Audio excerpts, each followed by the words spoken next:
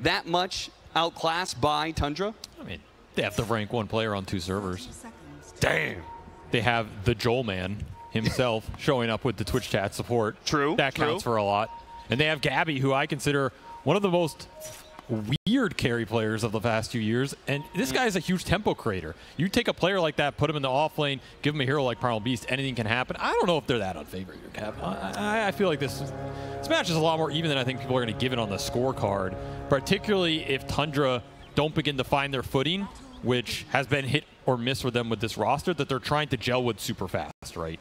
Sure, you can put a player like Thompson into this team, world-class player, world-class lineup. How fast can they make it work, especially in a lower bracket elimination game? Okay, well, we heard from Entity's coach. What about Tundra and their feeling post-draft?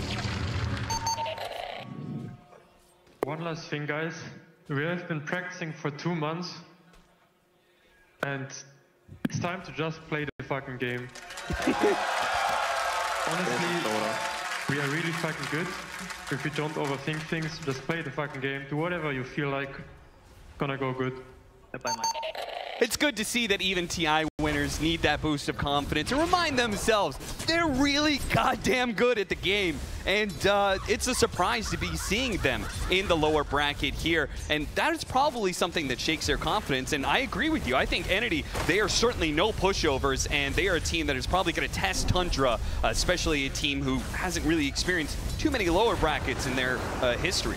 No, arguably had the most dominant TI bracket run of all time, right? So this is new territory for them. But it is familiar in the sense of, you know, we had the NA DBC yesterday, and now we get some European DBC league gameplay today. These are two teams that are very familiar with each other, and sometimes in that interregional matchup, things get really weird. So I would not be surprised if these games go long, especially since we have, you know, a Naga Siren CK game. Both these illusion carries making their way back into the meta, and for good reason. You control the lanes, you control the map, you control the gold and the equilibrium. It tends to work out for you in the long run, especially with how these games are being paced. Yeah, and Entity, no strangers to long matches at TI. After all, we heard Tsunami alluding to it earlier. Their best of one against RNG last year went 107 minutes. So we do end up having a long one. Entity is more than prepared for that. This is a game that's going to get stalled out for sure. And it might be some early action on the lanes. I mean, you have very strong kill lanes, a lot of early synergy, and I feel like a lot of the tempo is going to come down to mid. Normally it's these offlaners, but you have a Stormer Invoker versus a Thompson Pugna, 2 Grandmaster tier heroes here. You can't really ask for anything more signature. And it's just going to come down to which of them gets to control the early game a lot more, in my opinion. Does Thompson get to play the aggressive Pugna with the Grimstroke combinations, rotating to these towers, getting early pressure, or do you get first blood on Fishman himself? Well, second blood anyway was Fishman giving up that first blood earlier when we had that listening, but good to see he's able to bounce back. What do you think about this 9 Weaver anyway? It is a hero he's been going back to over and over again. I don't know if he's getting the exact results he wants with it. For me, it's been a little hit or miss, but I understand the power of it, right? If you get into that mid game in a decent position like the Furion, where you're very high net worth on the hero, you just become a 4th core. It's a scary 4th core hero. Sure. And that's, I think, how Tundra prefer to operate. Let Thompson make a lot of the space on the map. 9 can become that secondary mid on some of these huge scaling supports like the Shadow Demon he's also liked. And suddenly you're just playing up against too much scale for you to conquer in the late game. One thing that's kind of curious to me is that in the past, when we saw Weaver support, people like to be able to run it with physical damage dealing cores. And here, yes, they have the Chaos Knight, but Pugna, Sand King, really not going to take advantage of the Swarm too well. No, it's not the best Swarm game, but I mean, Swarm is turn around, bad. Gabby fighting up against Skeeter. Skeeter's going to just try and man up and see what he can do here. Runs into the brambles, and that's enough for Gabby to get away. Scot-free with the kill on Skeeter, going to Kataomi. He's going to throw the blood grenade just for harass here. Yeah, you have to back up a little. A lot of resources committed from Kataomi, but happy to get this trade. CK down. Really nice for Gabby's tempo here. And we've seen Primal Beast go first phase for a reason. You give this hero a fast start, he's going to be able to combine with Stormer and take the fight around these runes, around the aggressive jungle areas, and scale into the CK as well. Both these teams have really addressed the illusion carries. Going at it again in that top lane. Pivots, goes to Kataomi instead. Hits him with the Inkswell, but he's already disappeared into the Shadow Realm, and Gabby's going to go back for it again. A second time. That's because Fishman has made the rotation, unable to quite get any extra damage in, though. They're relying on that third person to change the narrative here, and now Gabby is in potential to be run down by 9. Gets him with the blood grenade. That's enough. Big Gemini hit Level 3 paying off here for 9, especially with those grenades. This is a great blood grenade user in the Weaver. Just chase people down with the swarm, grenades slowing them even more. Get these big hits in. Nice counter rotation from Tundra, keeping Skeeter in this lane. That would have been a debilitating death, especially with teleport on cooldown, as Stormstormer flees for his life. Well, you can see pretty clearly the better of this matchup. Yeah, this matchup is going the way of the Pugna for sure. And Stormstormer, he's gonna get him here. Got him on the swarm, TP away, a desperate one, but the blood grenade again comes through. The extra damage that's required. Thompson thanking 9 for finishing what Thompson started. And now he's just gonna get free runes here. Free rain, extra tower damage. Waves are going to go straight into Stormstormer's tower. He cannot TP back for this disaster on the mid lane. As we were talking about, which of these mids is going to get the better of the tempo? Well, it is already Thompson on the Pugna. And he has a lot to combine with. Like this Grimstroke Pugna combo, this goes back to OG at TI8 and TI9, right? He is very used to playing this. This is the strength of the hero in Tundra's lineup. When Snaking starts to move around, you have Sand King to go in, set the stun up, make the team fight easy. And I want to point out that there's some hidden skill in this Pugna with the new Ags where you reduce spell damage on enemy heroes. Yep. The debuff lasts a long time. If you go in the fight, you ever get this late Ags, you start channeling it on a Primal, channel it on an Invoker, even for 3 or 4 seconds, it's like you get hit by a Mage Slayer or something. It skews a lot of these magical damage cores going into the Pugna, and this tower's just gone at 5.5. I mean, is this one of the fastest towers down in this tournament? It's gotta be. That is the fastest for sure. Thompson draining his mana pool to take the objective, and he really wants a 6-minute rune. It will be a haste rune going over to Stormstormer. He'll take advantage of that to help run down Snaking. And he'll get the bounty rune before he falls. Stormstormer gets some much needed golden experience to help him recover after a really rough laning phase against Thompson. He's just going to probably just go Vessel into the Midas here. You need a recovery Midas at this point. Way too much has been taken off the map, and it's going to give space to Thompson. This is where his next decision, pretty important for Tundra's early game.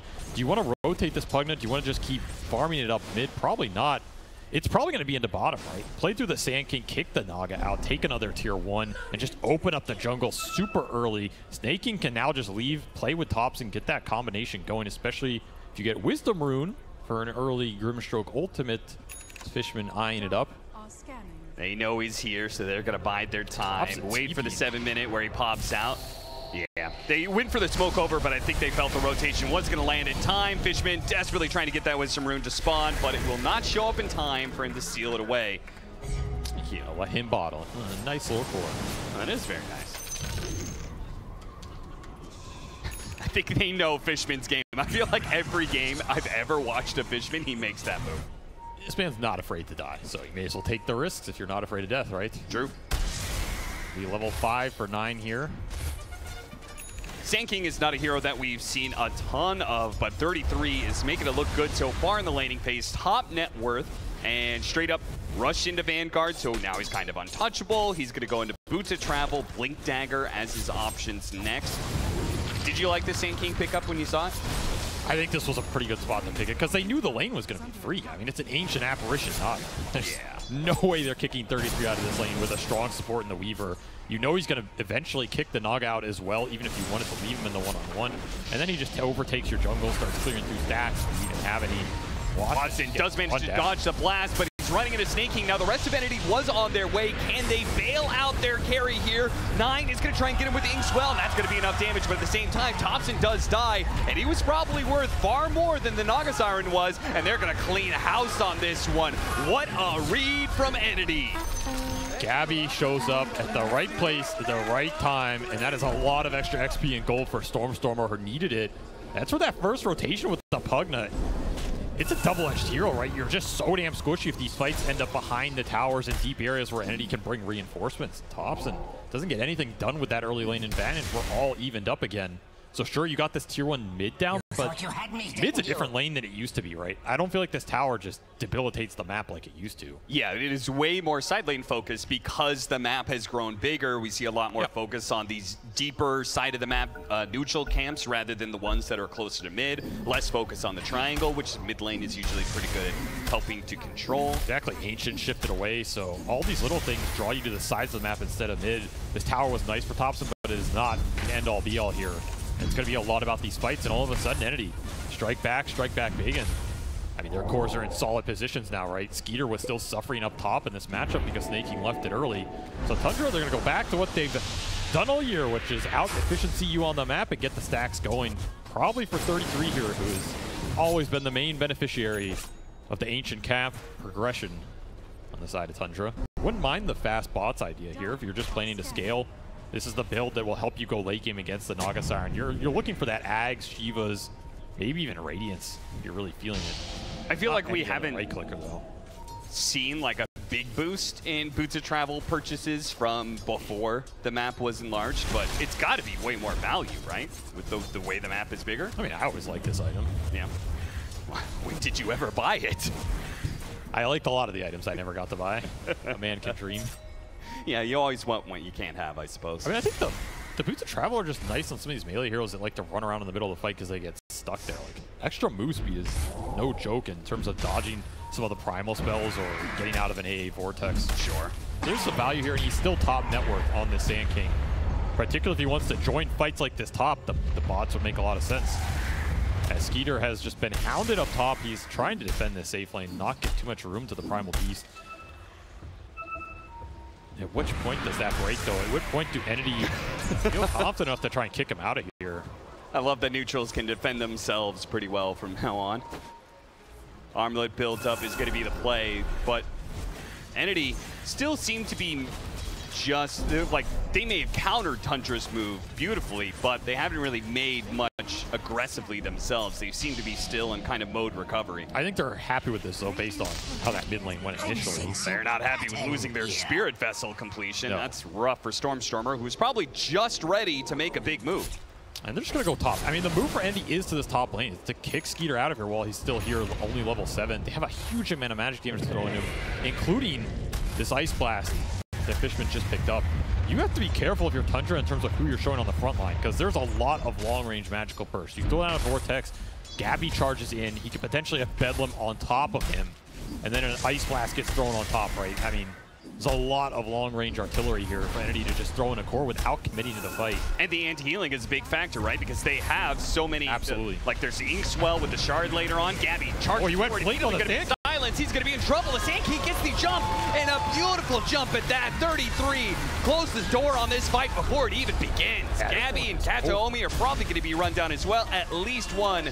33 with a third number there. Triple kill for him, and Gabby hidden in the trees will barely survive. That was a guaranteed fourth kill if you saw him. So that is just almost an ultra kill for 33 out of nowhere. Putting an epicenter to better use than I've seen in a long time for a level 1 spell. And now they're going to steal ancient attacks on top of it. Tundra is, he's out of control already, right? That was about as good a blink reveal. We were talking about him going bots and like, let's defend the safe lane. Insta-buys blink, 1130, gets a triple kill into ancient stack steal, and now he's already up to 1750 gold again. That blink just literally paid for itself. Yeah, you know, Tundra, when we talk about farming efficiency on the map, especially ancient stacking, big deal for them. We usually talk about it on their own side of the map here. Them taking away Entity's farm is just going to be so debilitating. A big pickup, though. Dobson, he'll fall trying to pick up a power rune, but 33 is going to show up and maybe get a rebuttal here. There is the Bedlam outlet. The Nether Ward is doing some serious damage. Can they finish up 33? No, they'll both die under the Sandstorm.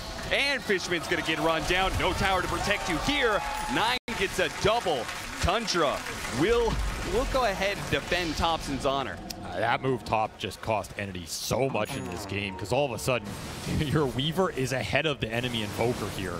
9 got a huge amount out of these skirmishes. Full Solar Crest done. A very nice item he can throw just for the bonus armor on these frontliners here. Thompson's still struggling against the AA Blast. I mean, it's hard to just man up in the fight with a hero based on healing. Gotta get away before Skeeter can grab you. This is turning into 33's game right now. He's about to run away with it on a hero that conventionally does not run away with games, right? This is not supposed to be like an Axe or something where it's mega fat, you get crazy blink strike team fights. It's a hero that has struggled in the meta, and he is well out ahead. So can he continue to transition into something, and can Entity kind of stall Tundra's momentum right now, get back in this game, bring Stormstormer once again back into a position where he feels like he can have an impact here. This move top is still looming for Entity. They just can't open up the tier 1s right now, which you can't open up the tier 1s for a Naga lineup. There's just nowhere to go. Smoke rotation from behind, grabs the 2 supports. Picture perfect for 33 once again. We do have Watson close by, might be able to help Gabby get out. Yeah, he's gonna use the song, forced to use it. I don't blame him. Put 33 to sleep here and get the hell out. This man's just fighting too much. It's making it look too easy, right? It just smoke in with like max Inkswell on the Sand King. It's guaranteed chain stun based on how you can cast it now. This combo is even deadlier. Oh, that is a cute move. He may not be able to get there in time for the stun, but the extra movement speed helps him close the gap on Watson. Watson, of course, using the song to help others. No longer has it to save himself. 9 just setting up everything. One of the best killers in the game. Reads Thompson, gets down there immediately. Reads Watson. Wow, now you're messing me up. Too many Suns in this game. Yeah, there's a lot of them. Arcane Rune for Thompson. That is very scary. Even scarier, BKB is closing in soon. Once he has that, they have nothing to stop him. Yeah, counter smoke from Entity. And a lot of the good kills they've gotten have come off the back of Fishman getting in there with an A blast, just taking down a big core. So it's got to be Gabby setting it up. And oh, that would have been fortuitous if they rounded the corner and grabbed that bug in time. 9. The smoke is just difficult. You look at the map, I mean, where's the Radiant Vision right now? You have 1 obs around mid, and that's all you see. And now Entity is here in force, but so is Tundra. And the way things have been going lately, it seems like Tundra are going to clear house on yet another team fight. Kataomi does manage to stop Thompson there on the side, but Gabby's already dead. So these 2 supports are left with no cores to help them. Nice TP away from Kataomi, but it still hurts to watch your primal beast, the big playmaker you have on your team, fall once again in these team fights. It feels like you just need BKB, right? Or a heart, something to tank all this magic damage coming out from Tundra, because once they set up the zone of control with Sandstorm, they drop a Pugna ward. You know there's this Inkswell proccing on somebody that you don't want to just linger around. It's hard to commit in, even with a Blade Mail in the highest strength gain in the game. Again, you just got to go back to stalling this game out a bit, get to your next set of items. But right now, 33 dictating where these fights are happening with all the initiation power, and he's still holding this top tower. This is the part that's causing so many problems on the map. You are getting constricted quickly here as 9 running in mid. Another great Inkswell target, by the way. Maybe Watson, though, finally showing up to one of these fights. I mean, Naga Siren is not supposed to have to be active, but it does feel like a game where Entity is going to rely on him earlier than they should. He can have good impact versus these supports, even versus, you know, the 2 beefy boys if he finds them with this Orchid second, which he's considering. I agree, like, you wouldn't want your Naga to have to be this active, but it might be a game where he has no choice. Magic burst damage, it's going to be trouble. He's not living through this one. He didn't even have Song of Siren back up again. If they could catch 33 on its way out, unfortunately, Tornado totally blind throwing that one out did not clip 33. Again, the Vision's just not doing any favors right now. The Vision's supposed to come off the Naga being able to shove the waves. Instead, they're getting shoved into you. You can't get really deep observers down because you don't control more objectives on the map. Got to work with what you have right now. And every time Watson goes down, that Orchid gets delayed, which means it's a chance for Dispel items to come out on the side of Tundra, make it less effective. Kind of racing against the clock here in terms of can Naga drag this game back for the team. Storm's going to be trying to drag back his own net worth into a somewhat decent position. Again, he's behind 9's Weaver. He's completing the Hand of Midas now, but it's going to be a long road for an Entity comeback if it's even possible. Well, definitely possible. You just can't get dragged into too many bad fights. Sure. 33 will go back for the pipe as well, so he's going to, you know, maybe skirt a little bit around scaling directly into Naga, but this is a really nice item for the team in all these engagements. You're looking at basically only magic damage for Entity.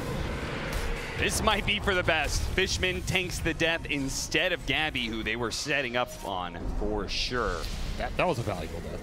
They going through the portal, trying to get out of here. Tundra are in pursuit. Might be able to find one more. Yep. Kataomi does manage to get out the Shadow Realm before the Silence Air goes for the TP, but the Inkswell can stop it at any time. 33 continuing to control both side lanes here. Would not be surprised to see Tundra continue to try and hold this top tier 1 as long as they want to. Another example of desperation calling for some moves you wouldn't normally see. Stormstormer trying to cut waves because the Naga Siren just cannot do it by himself, but Tundra had this map locked down. Just nowhere to go. Even Thompson playing aggressive mid because he just rushed BKB. I mean, this is not a greedy Pugna build at all. This is, okay, you have an AA blast, so what? I'm going to stand here, not take any damage. He's going to abuse the fact that that tower went down early and just play solo. Everything is going through the Sand King right now, so why not gobble up some extra waves? And again, you're talking about this Orchid threat on the Naga. I mean, there has to be some threat that Entity set up here in the next few minutes. It can come from the Primal Beast with Bedlam on top, Vortex. There's still a lot of long-range magical bursts. Getting some more aggressive wards down. Wards that have stayed up for the most part. They still have that deep ward on the left-hand side of the map on that ancient camp. So Tundra is having so much information on where Entity is and where they're not. Nobody's bottom right now, so free damage on this tier 2. And Orchid is completed. So ideally, Watson, he gets to shove some of these lanes in. That top tier 1 did eventually die to creeps.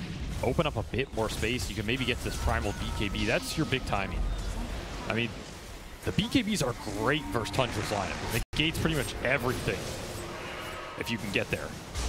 That ward, it's gonna pay off. Got him after the Manta. 33 has the Inkswell to chain the stun onto his epicenter. Beautiful stuff, but if Skeeter could die, oh man, what a dodge.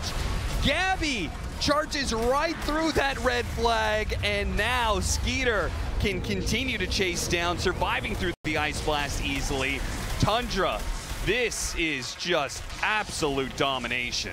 There's just nowhere to run. Even 9 looking for Stormstorm with the dust. Just want everybody after these fights. And again, if that connection with the Primal does not hit, I mean, your team fight's basically over. You have to be able to land this Onslaught Pulverize on a big core target and just follow it up with all the spell damage you have. It's another engagement where Stormstormer doesn't even really get to use this Vessel in anything. At this point, if they had Hero to take the Tormentor, they'd be taking even more away from Entity. Beautiful stuff. I mean, this is like a relatively old school. Once Grimstroke got put into the game, this was one of the first combos I remember with Sand King Grimstroke. It's a great Grimstroke lineup. Tundra really showing how this hero can just enable everything at the same time, right? All 4 of the other heroes are great with the Inkswell or Grimold combination. Yeah. And I mean, yeah, this Sand King one's just even better that you can perfectly chain stun it now. 9 and 33 are apparently able to do this. I mean, the Swarm actually helps you out quite a bit in being able to do that, right? Tormentor can't kill it, so you're just getting constant minus armor there. Gabby in some trouble, needed to be able to get his BKB. He was closing in on it too. 400 gold away, now knocked down to 600 gold away, and they are going to take that Tormentor. There's just no doubt who's in control of this game right now. Tundra choking Entity out.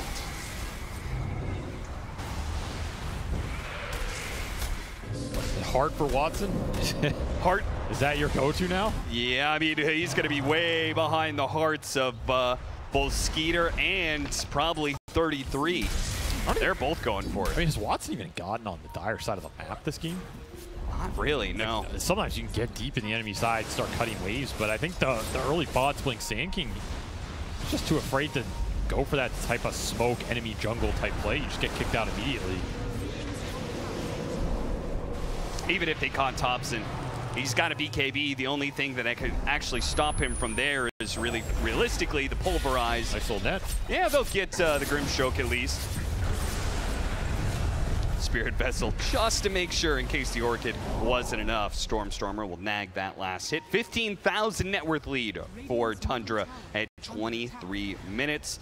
Working towards, as you said, 9's going to scale up into a 4th core for Tundra, which just makes this lead all the scarier because they're going to scale really well into it. He's building a Gleipnir on this support Weaver. Another Orchid, though, does not have a Dispel, and you're gone. That's a 5x streak, 1,000 gold in the enemy's pocket there. So Watson making this Orchid net work on the heroes he can find to make it work on right now, which I guess is pretty much everybody outside of Thompson with the BKB.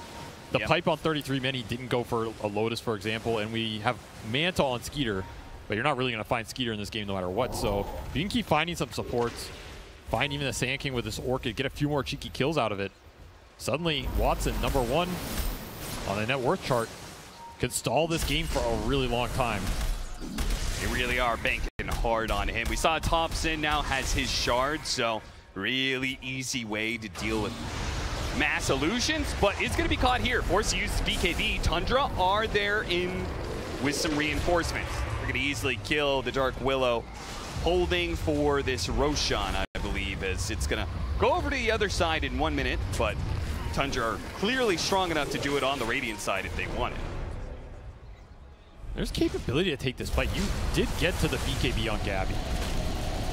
I guess if it switched, it might have even been more likely here. This is not a fight you can take, but the fight capability is slowly going up. They even got a gem. So this is Entity preparing to try and win the next fight at all costs. So they have Vision of the Sand King guaranteed when Gabby goes in with the spell immunity and just try and put it to as much use as they can. Oh, he almost sniped it. That was pretty close. That was pretty much the only thing you could hope for on the side of Entity is that they snipe the last hit on Roshan and get that bounty away from Tundra, get a little bit of gold into their own pockets, but not the case. 33, he's going to have hearts. Skeeter completing that as well, and now has an Aegis. These are going to be some tanky heroes. No BKB, of course, on Thompson right now, but not enough heroes around on the Entity side to really make much of a fuss, threatening the Terrorize, but actually gets pushed back and pulled back in then by Skeeter. You have a shield rune on Watson. I think Entity were debating to fight this, especially if it's behind the tier 2 here. I'm just gonna have to give it up though. Still, Stormstormer getting some pressure top. I mean, hey, this is a Radiant here on the dire side of the map, so small victory. The rat action begins. Little by little. It's really Entity's motto at this point in time, as one tier 2 remains for them. And all these towers are constantly being defended by Tundra. Besides this top one, it's really the only place the Naga Siren and this Invoker have managed to hang out for a while. That's the thing, it does have to kind of eventually be Stormstormer who carries this game, as much as he's gonna have to come back.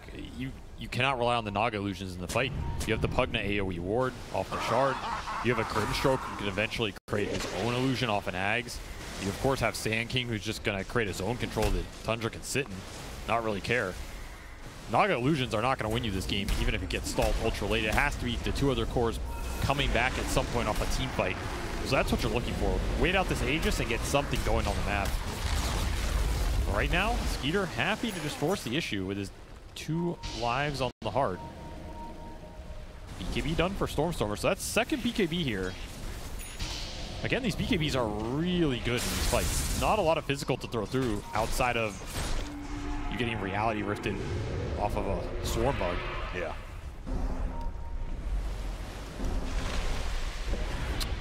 Tundra, it would be pretty early to be hitting high ground for much of the games that we've seen anyway. Nobody really wants to hit high ground unless they have an overwhelming advantage, and Tundra do kind of have that already. They have 2.5 minutes to make use of this Aegis. Would that be the ultimate reverse trap card? Tundra ending the games early. Nobody saw that one coming. As they're gonna push 27 minutes, Tops and Pugna sieging your high ground. I mean, okay, they gave up on the siege. Let's just commit the course. Daring Entity to go on their front line here. And it looks like Entity may not oblige. Okay, they're going to smoke up. They're going to try and do something here. They're going to pop the glyph now. I mean, you have to take this fight. This is Tundra just daring you. And if you're not willing to take it, what are you doing in They're actually going outside of the basic goal for 9 instead, who is cutting the mid wave. This shows how little faith Entity has in being able to take these fights. 9 may end up falling. They just need a little bit more damage. Please tell me they're going to get something out of this. Okay, they do. Meanwhile, Watson was trying to push some of the heroes away towards that bottom lane, stop them from being able to get here. But they're here now. 33 is going to make jump forward. BKB immediately activated by Storm. Storm will protect himself from these stuns. They'll lose their support, but maybe they can get even more. Immediately an Orchid placed onto the Sand King. Remember, he is tanky with that heart, but they have plenty of damage thanks to Watson now being here. They might just be able to cut 33 down to size, trying to get away over that haste rune. No such luck. Thompson turning it around. Great nether ward with Bull, but a song. Uh-oh. We got some heroes with BKB. Thompson probably activates his. Immediately tries to get away. Stormstormer into the invisibility. kiting out Skeeter nicely. The Pulverize going to be able to grab Thompson while he's Magic Immune. They know that Magic Immune is running out soon. Thompson needs the help. Where can he get it? He's not going to get it anywhere. Entity somehow making this comeback work for them. Even got the Weaver buyback that turns into absolutely nothing for 9. Just crushed his economy. Gabby finding the openings, a nice smoke flank. Honestly, I think they were thinking they were going to have to go all the way around Tundra and look for the smoke from behind. Instead, they just found the Weaver mid. Might have just been a better case scenario. They also got snaking with the Invoker BKB, so both supports out of the fight initially. That's what you're looking for if you're Entity. And Watson, sure, you lose that Rax bottom. I mean, he can't defend it on his own, but you're happy to make that exchange, right? Your Aegis didn't even do anything there. Skeeter's still holding on to it. Yeah, I mean, you were in it for the long haul. Now we have an 8,000 net worth lead that was cut down from, what was it, like 16? Maybe even more? I mean, Tundra was way, way far ahead. All they got was a melee barracks? I think that's totally fine for Entity. Should have listened to themselves and not gone high ground. Exactly. Learned your lesson. Never go high ground. Now you get some breather. You get to deward some map with this gem. The deep obs for Tundra that were locking you down, suddenly they're all gone. And it's Tundra who lack the vision right now. They're going to have to force the fight blind. Will pick up Skeeter's BKB. Yeah, much needed since that second life did expire, so. Yeah, he is still very big. That is the one thing that Entity were not able to address in that fight is Skeeter. If he was able to just sit there and take it, in terms of going on them, it would look very different, especially with a double damage rune. That certainly will help the next engagement. Yeah, a little bit. Entity probably still planning on dodging unless Tundra tries to hit the high ground again. After all, they're closing in on some pretty important items. Gabby the Heart, Invoker trying to get that Aghanim Scepter. Actually went Blink Dagger instead. I thought you needed just more firepower, just more damage against this double Heart. What do you think he's trying to reap out of the Blink Dagger pickup? I mean, Invoker's damage does come from spells, right? It also comes from just being in there with BKB Alacrity, right-clicking people. Blink allows you to do all this instantly and maximize the time where you have the debuff immunity versus a lineup that kind of relies on you not having it in order to lock you down. Sure. Like, these BKBs are just so valuable for Endy. You need to make the duration they're up work for you and get as much as possible. That's why taking out the supports is nice. You take the Grimstroke out of the equation, suddenly you not having BKB isn't as big a problem because you're removing so much of the control and so much of the combinations in terms of double suck, double stun, all of these stun chains. In some ways, I think snaking is the best target to take out of the fight first, unless you can just kill 33 off the bat. And honestly, 33's item build this game, he had one of the craziest starts on snaking we've seen in a long time, but he transitioned it into pipe art. And what these items are great for is that like early high ground timing, going with the team, sieging that base, saying, go on me, my regen's gonna be too much for you right now. It's not gonna be some early like Shiva's Ags that would have dealt with the stationary fight into Naga, Invoker, post BKB, that type of thing better, right? He's pretty susceptible to getting bursted from physical damage. He just doesn't have any armor. He even went for Yules. So a lot of extra utility and Dispo on the same compare. You're looking at 10 armor with bonus from a Cloak of Flames. You start getting hit by this Alacrity, you're gonna melt. Yeah, we saw that in the last fight anyway. Second round of Tormentors are coming up, so Tundra will take theirs first. And at this rate, they're gonna be capped out on. Surprised Skeeter doesn't have his. Surprised he didn't try and solo it. Just for the highlight reel. Later on, Aghanim Scepter, he can do it. And he's going that Axe. So pretty interesting to see him go this. I think it is one of the unexplored areas of Pugna in the current patch. Just being an anti-spellcaster, not off of the ward, but off your ult. It's not really how people perceive the hero, because a lot of these matchups are still seen as more okay to play as long as you have BKB running in, right? Yeah. But this Drain, it gets rid of a lot of the damage on Entity's side, particularly in the Primal Beast if Gabby just goes in. So I like that Thompson's going back. Whoa. Okay. Careful there. Can't afford any more Tormentor deaths. I hope that's a stat they put in future Battle Pass compendiums. How many players are going to die to a Tormentor? How many of those were Fishmen? That's what you wanted to follow up with. Yeah. Bloodthorn now done for the Naga Siren, another big item pickup for Entity. Does also mean there is a bit of a downside to this Naga Siren being so far up in the network chart. Does mean he is going to be capped out kind of soonish. You know, he only has that one slot that's a Wraith Band slot, and you start getting some diminishing returns on any of your follow-up items from there. Yeah, it's interesting he completed the Bloodthorn. I almost think the defensive value in it is better than the offensive amp here. Right, like him getting that Mage Slayer build-up, getting extra magic resist. That seems really nice for his Tundra's line. Yeah. Whether he can actually get in here and use an active off it, I don't know. I mean, there's a lot of Dispel building up. The Ice Blast on cooldown. Tundra is more than willing to take the fight.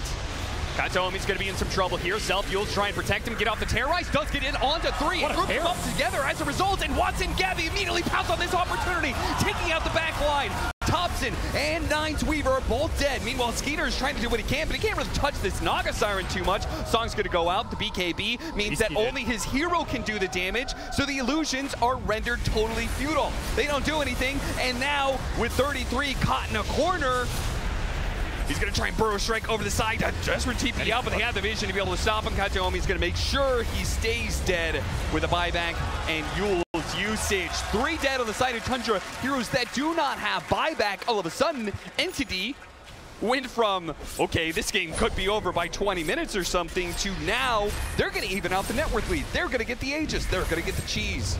These EMPs with the suck on them, they're so annoying. It ruins your positioning in a lot of these fights, just dragging you into awkward positions. But the biggest thing here is Katomi with this Terrorize on 3 pre-tops and BKB. He got nothing off in that fight, just did not see it coming at all. And all of a sudden, you're just stuck in a bad engagement where you don't have the damage to take this. I mean, Skeeter's BKB is great here. What's it doing? Absolutely nothing. Naga's just healing through everything. And 33 never even gets an epicenter off in this fight. A lot of things wrong on the initiation there for Tundra, and maybe not respecting the turnaround potential, especially going up the hill like that. This is the type of game where you'd rather get these BKBs out from Entity and then take the fight afterwards. I think just running into them and taking that into 8 seconds where they're happy to sit there and hit you back. Yeah, you've been ahead this game, but you're not that far ahead, right? Sure. Your items don't count for a lot in the physical man battle here because it's only Skeeter during that duration. You think that Ice Blast being on cooldown just wasn't enough at advantage for them to like force it? They need to take more methodical fights, which we've known Tundra for. I mean, there's definitely some misexecution there, right? Like if Thompson gets BKB and he gets all his spells off, that can look very different too. Sure, yeah. All these things are like a bit hindsighty, but they definitely got clumped up on that ramp and they got punished hard. And all of a sudden you're looking at a 1K game with an Aegis on Watson. And this is where that Bloodthorn feels great because now he can just go in and start manning up on people. It doesn't even care if he dies. And now the Naga Siren illusions are strong enough to really start taking some map control away from Tundra, whereas before it felt like so much of this Pugna and Phantasm illusions running down the lane were actually securing more. Aghanim Scepter almost done for Stormstormer. So if you can get the lockdown, especially since the Ancient Apparition got the shard, right, you could have the possibility of hit him with the Ice Blast while the Sunstrike Cataclysm is raining down on him. That by itself is going to be enough to wipe out the supports, maybe even more. I can always sleep Kata. Yeah, absolutely. Sleep Kata Ice Blast for sure. I don't know if that's what you really want to go for, but you can pull it off if you're good enough. I mean, the offensive sleep, and then they immediately come out like Thompson's going to use the BKB. That's a dream for Gabby. Because Gabby's like, okay, you used your BKB. Yeah, that's the I'm going to slam you into the dirt now. That's why the BKBs are so powerful for any. If you just go in on Gabby, BKB'd, and you start pulverizing somebody and you drop a Kata there, what's the counterplay from Tundra? Yeah, I mean, their whole counterplay is, I guess it's like the Swell Shard heals, right? It's the Ink Swell that heals and also Hard Dispel. We also have the Pugna heals, but the Ice Blast counters so much of that. So. I mean, I guess the strong Dispel from Snaking is becoming more and more important. Yeah, it is. Like, throw it on the Sand King, throw it on Skeeter, and let it break some initiation chain from Entity potentially. But a lot of their spells that they're throwing out are just AoE, right? Like, we saw in that fight, you get hit by a Terrorize, you get hit by like Ice Wall, Song, the Onslaught through, these Ice Vortexes. None of these spells really care about you getting a strong Dispel on one of your cores. Outside of maybe the Orchid. That's one of the things that honestly has caused Tundra more problems than I thought would have in this game, especially with the timing that Watson got it at. But he's been catching these Weavers, catching heroes without the Dispel later on in the fight. It's just sealing the deal. And now you have an Ags on this Primal. A lot more AoE magic damage coming through. Yeah, in that last fight, the Terrorize set up Gabby to get in there, but his AoE damage which was nice. When you get Aghanim Scepter, you can actually start soloing heroes. He's going to be a problem.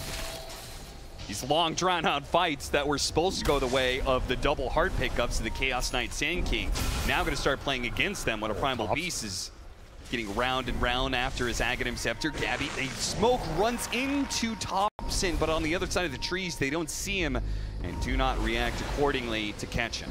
Remember, this Primal Beast still has a cheese from this Aegis. He's a great cheese target. There's no real anti-healing on Tundra's side. Yeah. He should almost guarantee get it off in this next fight. He even went Martyr's Plate for the extra tank ability and resist. I like that. Jump forward here. Did manage to find the real Naga Siren. Not that Tundra going to do a whole lot with that just yet, but if they can kite it out a little bit, Skeeter jumping pretty far forward. Got grabbed by Pulverize before he can get off the Phantasm, and he's dead. Skeeter, you are not the one playing with your food anymore. You are the food. Lingers way too long. No BKB, no Phantasm. Got the silence, and now the song. Looking to just grab as many heroes as possible. It's only going to be this Weaver, but they also spot Snaking there in the corner. Nobody has the mobility to stop it, though. Thompson, smart move. Smokes up with the ninja gear. It immediately runs down the mid lane, knowing that losing their carry puts them in a position where they could be losing barracks. He's got to get out there and cut the creep waves as long as he doesn't get caught in the process. Stormstormer knows he's around here somewhere. Misses the tornado. Thompson deeper into the trees. If he got caught there, if he got spotted, he would die. He does not have his BKB. And this is where some of those Pugna games just start to feel bad, right? Oh, yeah. There's a reason we don't see this hero a lot. It's because when the games start to go wrong, it can go really wrong. And you can't rely on him to just play a defensive-oriented Pugna with saves on a core because that AA blast is always there. There's a lot of interrupts from Invoker. Becoming a very tough game for him, despite having a tremendous early game here. Thompson struggling to make his impact felt in these fights outside of dropping on Nether Ward and hoping it's enough. Entity have just reversed all the momentum in this game, and now they're the ones with 10K gold lead. It seems like just cruising into this ultra late with the Invoker scale. And there's a reason this guy's got almost 3,000 games on it. The Invoker scale, I mean, we were talking about it early on of like this Hannah Midas, will it get the Invoker back into the game? A little bit doubtful that it would, but he got there. And now, Kataomi, who also went ahead of Midas, he can also be a scaling factor for entities. So it's not like it's really going to be stopping anytime soon. He's got a Hannah Midas, and as part of the components to his Aghanim Scepter in his gold bank right now, so. From bottom 3 to top 3, Stormstormer's journey in this game has been everywhere. But he has found his footing now, and he's just in the late game. Tundra will let that momentum slip. We're going to try and claw back with the smoke forward. A jump onto Gabby. A hard hero to bring down. They got 9. Plenty of chain stuns. Yeah, they did find 9, and Gabby gets a half health before he has to use his BKB. Now he's going to charge back in with the Gold Scepter put on Thompson. BKB, Inkswell, both trying to get him out of there. What a grab there with the Soulbind, though. Double stock going out. BKB from Stormstormer trying to get him away. Well, Watson protects his heroes with the Song of Siren. Activates it now to be able to BKB for down. Straight for this Chaos Knight. One-on-one, this carry battle, it is no match. Stormstormer, 200 HP. 33 got frozen. Could not finish this Invoker off. Even the supports are surviving through this one. Thompson in trouble with Gabby and Watson surrounding him. Finally, jump forward from 33 will help finish off the Ancient Apparition, but he's being kited around now. A stun on its way, hiding underneath this Sandstorm. Desperate, trying to keep Entity at bay, but they will come and hit hard with Gabby. Charging straight through that Sandstorm and flattening the Scorpion. That fight almost got turned off of a crazy Sandstorm in the back off 33 and a great leash from Snaking. But honestly, these BKBs are just doing way too much for Entity right now. And Watson, there's just nothing controlling the Naga in the fight. He is putting out the most damage right now, just shredding people. Too many problems to deal with right now. I mean, which fire do you try and put out first? And all of it went on Gabby at the start. That is just not the target you want to be going on if you're Tundra. And one Gabby is very happy to tank up with this Martyr's Plate. Didn't even have to use the cheese. It's just heart regen with 5,000 HP. We're seeing this carry matchup. I mean, the moment we got the butterfly on Watson, things really did start to turn. Yeah, Skeeter can get an MKB, but it's really not doing much for you when this battle is an illusion battle. Not a hero versus hero. It's all about who's using those illusions more effectively. And the Hex on Watson, I mean, that fight started off with 9 getting nothing off. He was trying to scout, play aggressive with BKB. It's another instance where a hero on Tundra with BKB that is supposed to guarantee them an entrance into the fight doesn't even get it all. The initiations have just been all Entity for the last 20 or 25 minutes here. They will reap their reward as they get a full lane and 2 tier 3s. Game started with Tundra taking one of the fastest towers in the tournament, taking one of the fastest barracks in the tournament, and now they're the ones dramatically behind. 21,000 net worth lead for Entity. A full lane of barracks down in the bottom lane, and a Roshan fight that they have to contest, but have no momentum going into it. Skeeter, his smoke breaks, and immediately the retreat. And this is just Tundra hoping the smoke works out. Hoping that Skeeter can somehow create some sort of opening off Illusions. Phantasm up in 10. Gabby, once again, wanting to be the target, trying to be the person to break the smokes, get the information. He's got that cheese still after all. Kataomi blinking forward, trying to get an initiation. 33 gets his jump on the Invoker, immediately the Cataclysm. Skeeter already down to half health. Pops Phantasm, tries to go back to Watson, but Watson is kiting this one out. They don't need to fight him right now. Oh, the Soulbind double pull back in. Could that be good enough? No, the Terrorize pushed away all the Chaos Knight. 33, he jumps in, trying to control up Watson as long as possible, but the song goes off, bails him out, and now he starts healing back up. Gabby's ready to get this going already, popping that trample, wants to be able to lay down these cores. 33 with a Sandstorm trying to protect himself. If those impales can do enough, maybe they can still turn this one. Maybe Tundra still has a chance as Skeeter goes back in, trying to go for the big Primal Beast, but he is tickling him. It is not real damage. Thompson is draining a lot, though. Maybe it's Thompson who can do this one, but the silences are still a problem. Out of the BKBs, he's doing what damage he can, but the heart, he's rectifying any bit of damage that is being done. Entity are healing up time after time, and the Ice Blast will put that heal out of the place. This fight has gone on so long, but no heroes of Entity are dying, and every single one of them of Tundra will fall. They just can't kill anybody. There's way too much sustain in these types of fights. Especially this Naga song. You're healing up heroes with percentage off of such high HP pools here. Gabby, I would love to see the amount of damage Gabby has taken this game. They probably killed him 10 times over, and yet still not once. Yeah. I mean, Tundra are putting out the deeps. It's just not all going into one target. It's all getting spread. 33 does find Stormstormer again. This is the target you want. Another great Soulbind, and what does it yield? The song resets everything. You still have some BKB duration up, and then Gabby just goes to town. Not to mention second Ice Blast. I mean, you can't win the fight off one. The second one should do the trick here. Now you're just looking at potentially Megas. Yeah, Tundra, they don't have the buybacks to be able to contest this really with their full squad. This is looking like the buildings are going to die too quickly. Les Thompson can somehow persuade them not to hit the buildings and go for him instead. 33 damage. Jumps forward, so two-man Burrow Strike, not too bad.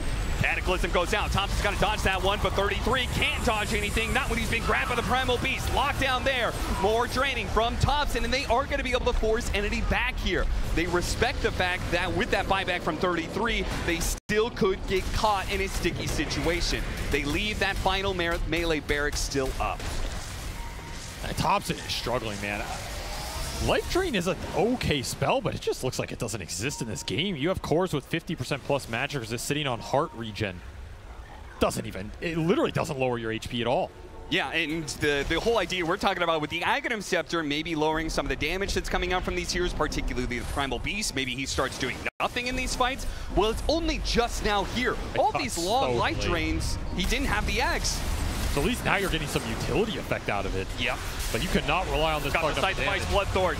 Watson does not put his hero in danger. He lets Gabby charge for it. You say, you take him out. I'm going to wait for that second life. And sure enough, Skeeter does a buy. He immediately buys back. Soulbind onto 2 cores here is pretty nice, but the Song of Siren ruins everything. Look at the blast. Here comes the Ice Blast, lined up, goes straight for 9 and Thompson. Thompson pops his BKB, trying to kite backwards. Gabby's going to be the target once again, puts himself forward, gets the Dispel, turns around, goes for Thompson without that BKB. Yeah, they'll just pound those bounds into dust. Skeeter finally back. He still has no Phantasm for 9, however. Yeah, he's doing absolutely no damage with just his hero. In fact, he pops the BKB, and now he doesn't do anything as Gabby once again grabbing hold of these heroes, not letting them go anywhere through this one. Runs over the Sand King as well, and Entity do it. A comeback, one of the biggest disparities, one of the